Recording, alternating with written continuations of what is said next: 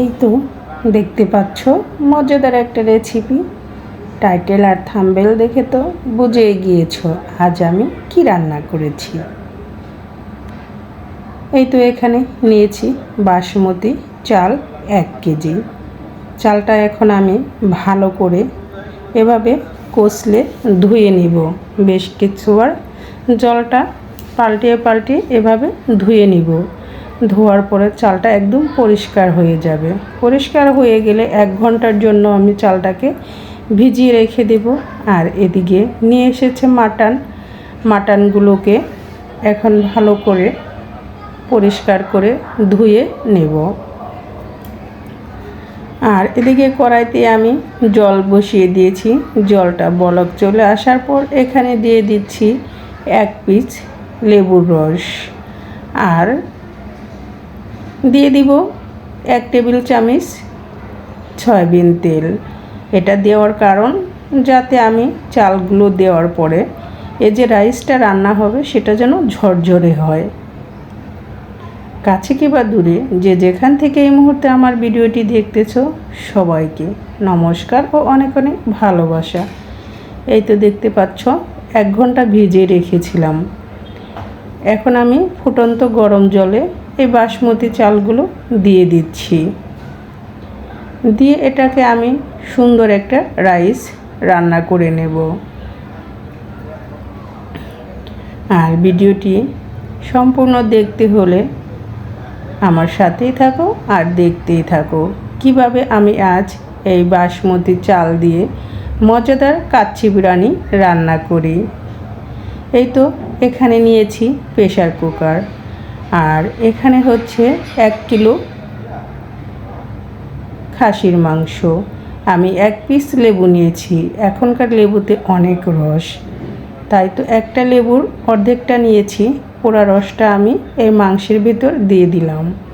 আর এখানে দিয়ে দিব স্বাদ মতো লবণ আর দিয়ে দিব টক দই অল্প পরিমাণ। এখন এগুলো দিয়েই মাংসটাকে হাতের সাহায্যে ভালো করে এভাবে ম্যারিনেট করে নিচ্ছি। আমি কিন্তু এখানে আর কোনো জল দেব না। মাংসের ভিতরে যে জলটা আছে সেই জলেই এটা সিদ্ধ হয়ে যাবে। আর এদিকে আমার রাইসটা রান্না হয়ে গিয়েছে। আমি 70% রাইসটা কুক করে নিয়েছি। এখন আমি এই রাইসগুলো চুলা থেকে নামিয়ে নেব। নামিয়ে এর পুরা রাইসের মারটা ঝরিয়ে নেব। এই তো আমি একটা ছাকনা নিয়েছি, ছাকনার ভিতরে ঢেলে দিচ্ছি। ঢেলে দিয়ে এটা তোমরা চাইলে ঠান্ডা জল দিয়েও সাথে সাথে ঠান্ডা করে নিতে পারো, কিন্তু আমি ঠান্ডা জল দিয়ে এটা ঠান্ডা করিনি। এভাবেই ছাকনার ভিতরে রেখে ঠান্ডা করে নেব, কারণ রাইসটা আমি 70% কুক করে নিয়েছি। আর আমরা তো বেস্তা তৈরি করতে সবাই পারি, তাই তো আমি অফ ক্যামেরায় বেস্তাটা ভেজে নিয়েছি।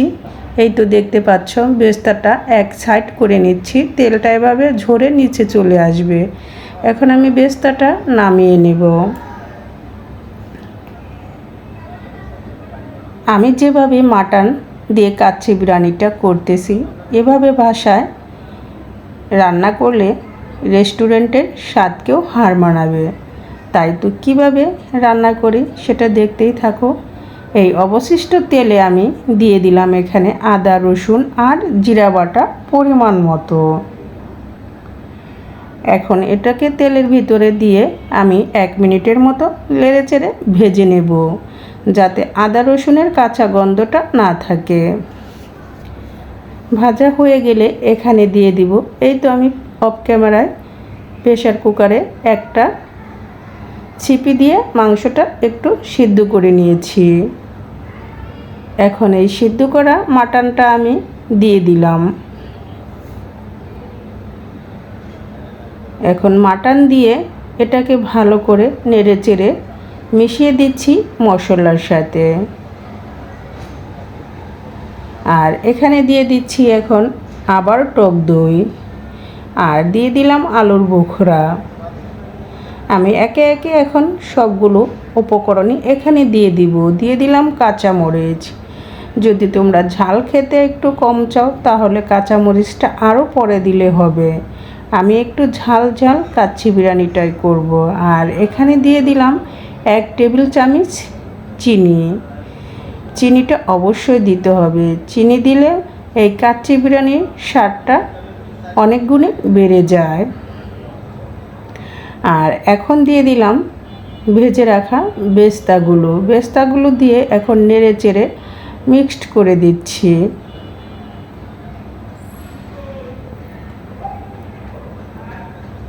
এবং দিয়ে দিচ্ছি স্বাদ মতো আরেকটু লবণ। আমি ঘরে থাকা উপকরণ দিয়েই আজ তৈরি করব মজাদার কাচ্চি বিরিয়ানি। খেতে কাচ্চি বিরিয়ানিটা দারুণ হয়েছিল, কারণ আমি তো খাওয়ার পরে এটা বয়েস দিয়েছি এবং ঢাকনা দিয়ে ঢেকে এভাবে লো মিডিয়াম আছে 10 থেকে 15 মিনিটের মতো আবার রান্না করে নিতে হবে। তারপরে দিয়ে দিলাম এই তো ভেজে রাখা আলু। আমি আলুটা অফ ক্যামেরায় ভেজে নিয়েছিলাম। আর এখানে নিয়েছি কাচ্চি বিরিয়ানি মশলা। এখন কাচ্চি বিরিয়ানি মশলাটা আমি এখানে দিয়ে দিচ্ছি। আমি 1 প্যাকেট কাচ্চি বিরিয়ানি মশলাটাই দিয়ে দিয়েছি, কারণ এখানে 1 কেজি মাটন।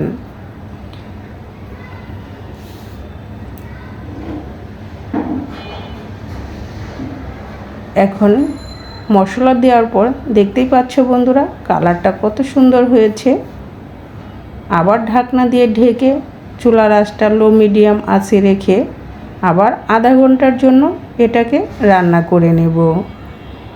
এদিকে দেখতে পাচ্ছ বন্ধুরা মাংসটা আমার একদম সফট এবং সিদ্ধ হয়ে গিয়েছে। আমি মাংসটা কড়াই থেকে তুলে নিয়েছি। এখন এই অবশিষ্ট কড়াইয়ে আমি দিয়ে দিচ্ছি আমার সিদ্ধ করে রাখা রাইসগুলো দিয়ে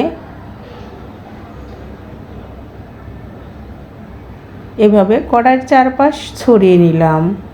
আর এর মাঝখানে দিয়ে দিব এই তো রান্না করে রাখা মাটন। এখন মাটনটা দিয়ে এবং রাইসগুলো দিয়ে আমি ভালো করে ঢেকে দিব। ঢাকনা দিয়ে ঢেকে আধা ঘন্টার জন্য রেস্টে রেখে দিব। এর উপরে দিয়ে দিলাম কাঁচামরিচ আর বেস্তা। দেখতেই পেলে বন্ধুরা কত সহজে তৈরি হয়ে গেল মজাদার কাচ্চি বিরিয়ানি। এভাবে বাসায় তৈরি করে খেতে পেলে স্বাস্থ্যকরভাবে খাওয়া যাবে।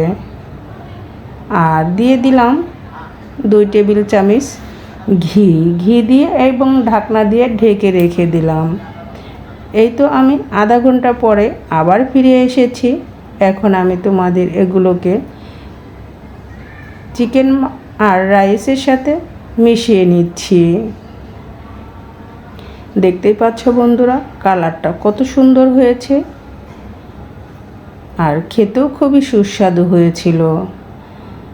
তোমাদের কাছে কেমন লাগলো আজ আমার বাসমতি চালের কাচ্চি বিরিয়ানি?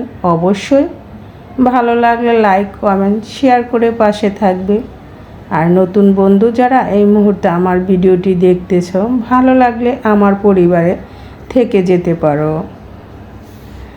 আর যারা এত সময় ধরে আমার ভিডিওটা ফুল ওয়াচ করলে তাদের সবাইকে অনেক অনেক ভালোবাসা ও ধন্যবাদ। আমি এটাকে আবার এভাবে চারপাশ চেপে দিয়ে আবার ঢাকনা দিয়ে ঢেকে রেখে দিব। আর এদিকে আমি কাচ্চি বিরিয়ানির সাথে একটা সালাদ তৈরি করে নিচ্ছি, সেটাও তোমাদের সাথে শেয়ার করতেছি। এখানে নিয়েছি 2টো শসা, অর্ধেকটা লেবু, একটা পেঁয়াজ আর নেব কাঁচামরিচ। এখন সবগুলো আমি এই গ্রেট মেশিনের মোটা অংশের পাশ দিয়ে গ্রেট করে নিচ্ছি। পেঁয়াজটাও আমি গ্রেট করে নিচ্ছি আর নিয়ে নিচ্ছি লেবুর খোসা। উপর থেকে লেবুর খোসাটা আমি গ্রেট করে নিয়েছি। এভাবে লেবুর খোসা দিয়ে সালাদ খেতে খুবই মজাদার। তোমরা একবার ট্রাই করে দেখো। আমার তো খুবই ভালো লাগে লেবুর খোসা দিয়ে এই মজাদার সালাডটা। এখন এখানে কাঁচামরিচ কুচি করে দিয়েছি, আর দিয়ে নিলাম লবণ আর পরিমাণ মতো সর্ষের তেল দিয়ে ভালো করে এটাকে মেখে নেব। কেমন হলো সালাদ তৈরি করাটা বন্ধুরা? এটা খেতে খুবই মজাদার। এখন আমি পরিবেশন করার জন্য রেডি করে নিচ্ছি। এই তো আমি এখন আমার মামুনিদের খাবার জন্য রেডি করে দিচ্ছি। যদি আমার ভিডিওটি তোমাদের ভালো লাগে থাকে অবশ্যই লাইক কমেন্ট শেয়ার করে পাশে থেকো। সবাই ভালো থেকো, সুস্থ থেকো। আবার দেখা হবে নতুন রেসিপিতে। আজকের মতো ভিডিওটি এখানেই শেষ করছি।